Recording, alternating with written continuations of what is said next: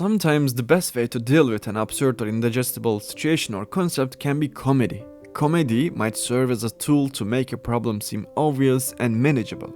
It offers an alternative to sorrow, fear, and anger as a means for individuals to react and protest problems like class disparities. By using satirical black comedy, screenwriter and director Ruben Östlund takes the audience on a journey to the absurd living conditions of the elite.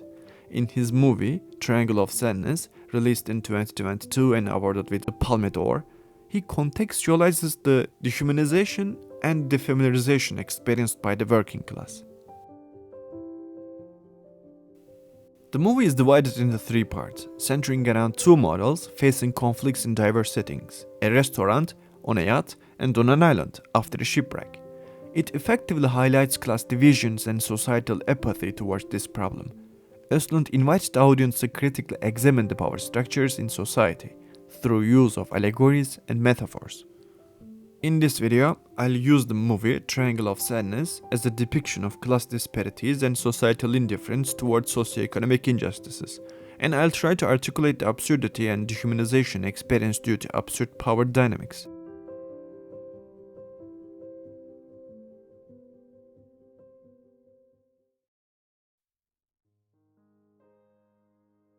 The movie consists of two main concepts to represent the symbolic violence experienced by the less privileged under the hegemony of the powerful: the luxury yacht and the island. Particularly, the second part of the movie makes injustice and inequality visible by showing the rigid class system that prevails on the yacht. A large number of working class people serves in all kinds of absurd ways to a privileged few. There is also a stratification among the workers on the yacht. To exemplify, while white people serve as waiters at the top, the Asian cleaning employees and kitchen workers are located downstairs, and one more level below, there are Middle Easterners responsible for maintenance. As a mirror of the real world, on the yacht, the wealthy elite physically and emotionally controls the working class. A Greek employee is getting fired in a scene due to the protagonist, Carl's jealousy and complaint simply because he works shirtless. Also, a wealthy woman insists the crew clean the sails, despite there not being any sails on the yacht. In another scene, Vera, a fertilizer supplier Dimitri's wife, compels the crew stop working and slide into the ocean, deriving personal pleasure by envisioning herself as a philanthropist.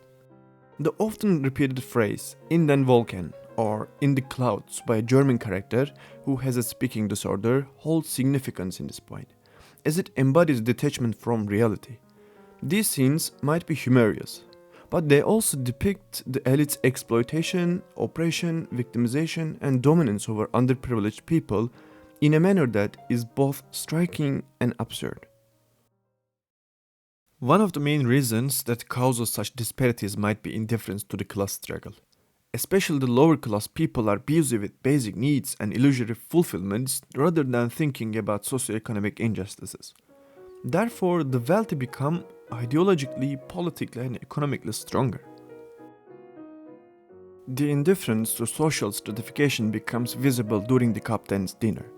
Because of a storm outside, the yacht experiences significant motion, people get seasick and throw up, but crew members try to play their roles by putting on a metaphorical mask that conceals their triangle of sadness and acting as if everything is fine and under control. In the same evening, the communist American captain, ignoring his responsibility for the yacht, gets drunk and argues with a capitalist Russian man until the yacht is being attacked by the pirates. This scene might be a representation of the money-oriented world's condition under the hegemony of reckless authorities.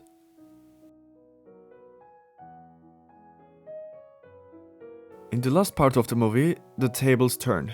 The effect of a system in which the powerful become more powerful remain unaltered and not only causes inequalities, but is again used entirely for the advantage and well-being of the powerful.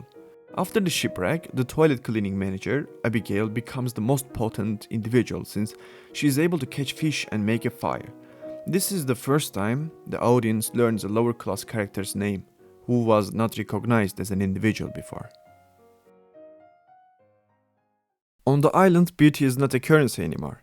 Patriarchy loses its dominance, social status is trivial, money becomes vain, race, culture, identity, or familial background hold no value.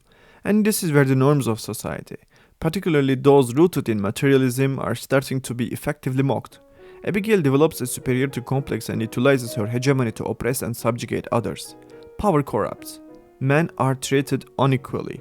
They have to sleep outside.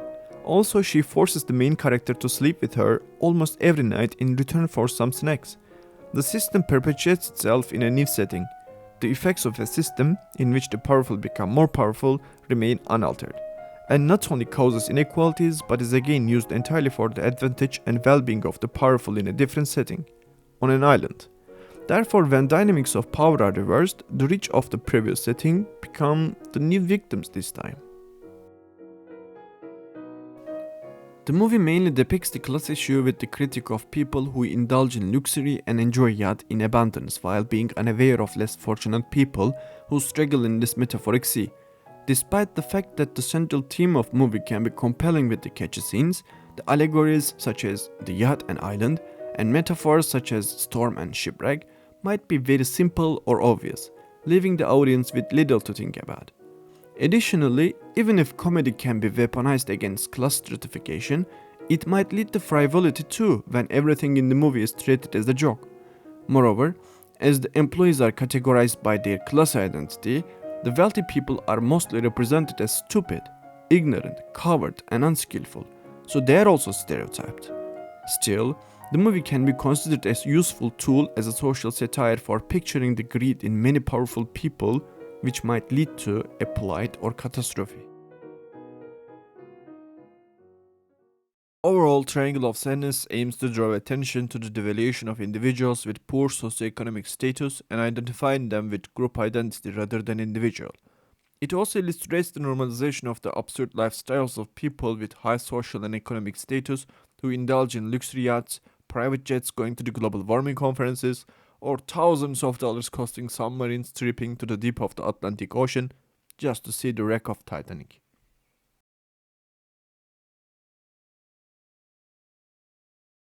This sharp contrast between the lives of the privileged and the struggles of the underprivileged underlines the injustice that reigns in society.